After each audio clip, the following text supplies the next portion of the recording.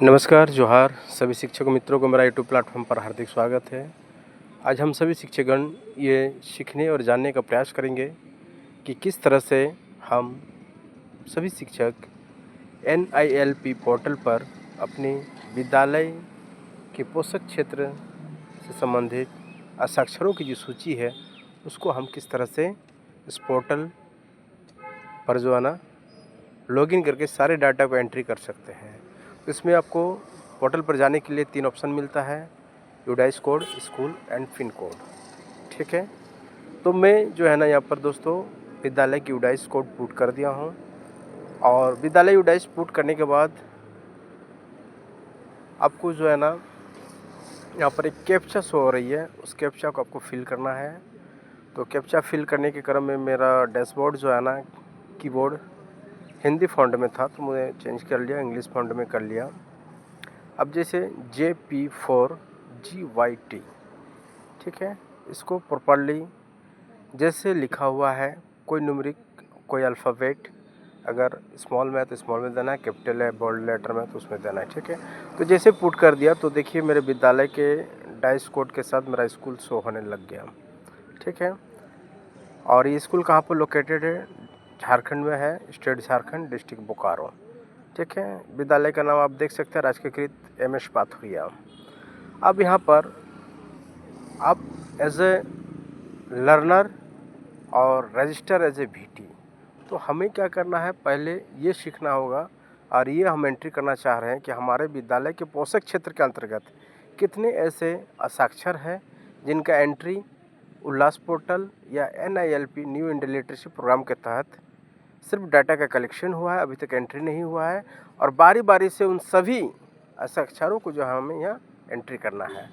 तो पहले उसका फुल नेम, जैसे मैं एक डेमो है, ये कोई रियलिटी नहीं है। ठीक है, तो मैं रवि कुमार नाम से किसी व्यक्ति को यहाँ पर नामित किया हूँ और उसके आधार एड्रेस को मैं लिख रहा हूँ @पाथुरिया। मेरा स्कूल विलेज जिस लोकेशन में है वो पाथुरिया गांव है और डिस्ट्रिक्ट बोकारो के अंडर में है, तो मैं बोकारो फिल करूँगा। ठीक है, ये एड्रेस आपको वहीं से ट्रेस करना है, जैसे उसके ID प्रूफ मिलेगा, चाहे वोटर कार्ड, आधार कार्ड या फिर नरेगा जॉब कार्ड जो भी है। उसके बाद देन उसका मोबाइल नंबर, 10 डिजिट का मोबाइल नंबर होता है, तो 10 डिजिट का मोबाइल नंबर यहाँ फिट कर देना है। ठीक है, मदर नेम यहाँ पर मैं लिख दिया। ठीक है, उसके बाद फादर नेम, उसके पापा का जो भी नाम है। ठीक है, जैसे मैं अशोक कुमार लिख रहा हूँ। ठीक है, मदर्स नेम में मैं आशा देवी पुट किया हूँ।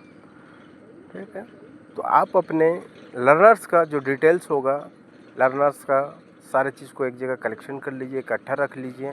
उसका वोटर, आधार, जो भी मैंने ऑफलाइन मोड में आप जो शेड्यूल दिए हुए हैं, जो सूची दिए हुए हैं, जो डाटा, उसको सामने रख लीजिए और एक एक करके बाय पुट कर दीजिए। मैं उसका एज फिट कर रहा हूँ, age 16 years, gender Ravi Kumar है तो एज इट इज़ वो मेल ही होगा। ठीक है, इसमें भी 3 ऑप्शन है जेंडर, उसमें हो सके मेल हो सके फीमेल हो सके आपका ट्रांसजेंडर हो या थर्ड जेंडर हो।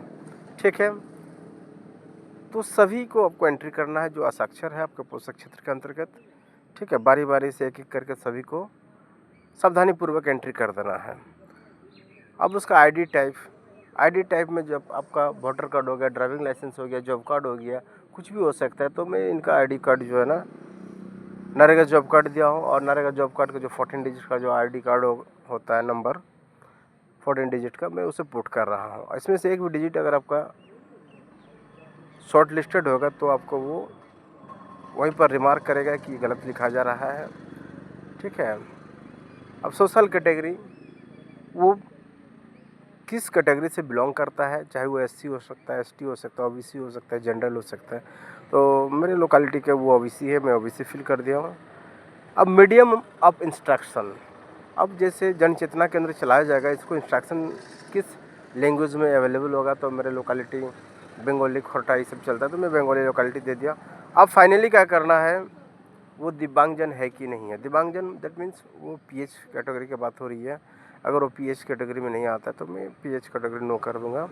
और करने के बाद जो है ना फाइनली फिर एक बार कैप्चा को आपको इनपुट करना है या फाइनल सबमिट करना है। तो कैप्चा को इनपुट कर देना है। सारी चीज़ को एक बार डाटा को देख लीजिए कि कहीं कुछ गलत तो नहीं हो रहा है।